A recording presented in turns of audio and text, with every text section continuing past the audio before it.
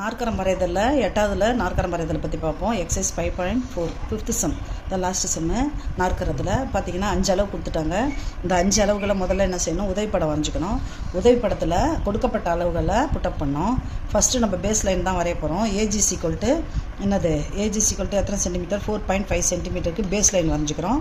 அதுக்கு அடுத்தது பார்த்தீங்கன்னாக்கா பேஸ் லைனில் இங்கே வந்து 110 டிகிரி இங்கே வச்சுக்கணும். இங்கே ஜியில் ப்ளேஸ் பண்ணிக்கிட்டு 110 இதுதான் பேஸ் லைனுனாக்கா இதுலேருந்து ஜி இங்கே 110 டிகிரி எடுக்கணும். இந்த ஜின்ற பாயிண்டில் 110 டிகிரி.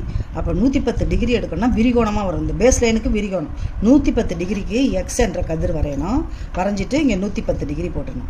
இதுலேயே 3.8 சென்டிமீட்டருக்கு நம்ம என்ன செய்யணும், பென்சிலில் 3.8 சென்டிமீட்டருக்கு வில்லு வந்து வரையணும். ஜியை மையமாக வச்சு 3.8 சென்டிமீட்டருக்கு இந்த ஆர் என்ற புள்ளியில் நம்ம வில்லு வெட்டி ஆர் என்ற புள்ளியை குறிக்கணும். இந்த பாயிண்டில் நம்ம 90 டிகிரி எடுக்கணும். இந்த ஆர் என்ற புள்ளி அப்படி வச்சு 90 டிகிரி, இதுதான் 0, இது 90. அப்போ இந்த ஒய் என்ற கதிர் வரையணும். ஏற்கனவே எக்ஸ் கதிர் வரைஞ்சிருக்குமா, இப்போ ஒய் என்ற கதிர் வரையணும்.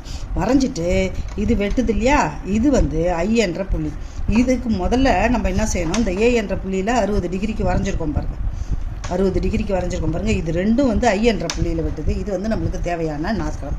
இப்போ வந்து டயக்னல் என்ன செய்யணும், ஜிஐக்கு டயக்னல் போடுறோம். ஜிஐக்கு டயக்னல் போட்டாலும் சரி, இல்லை ஏஆருக்கு டயக்னல் போட்டாலும் சரி, ரெண்டு ஏதாவது ஒரு டயக்னல் போட்டுட்டு 2 முக்கோணங்களாக பிரித்து அதனுடைய உயரத்தை பார்க்கணும். இப்போ ஜிஐ பார்த்தீங்கன்னாக்கா எத்தனை சென்டிமீட்டர்னா 5 சென்டிமீட்டர்.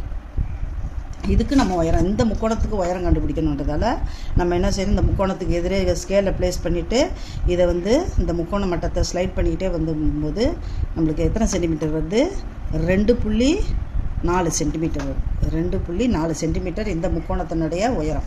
அதே போல் இந்த முக்கோணத்துக்கு பார்க்கும்போது எதிர்த்தாப்பில் இதை வச்சுக்கிட்டு என்ன செய்யணும், இதை ஸ்லைட் பண்ணிக்கிட்டே வரணும். ஏ என்ற புள்ளி தொடுற வரைக்கும் வந்துருச்சு.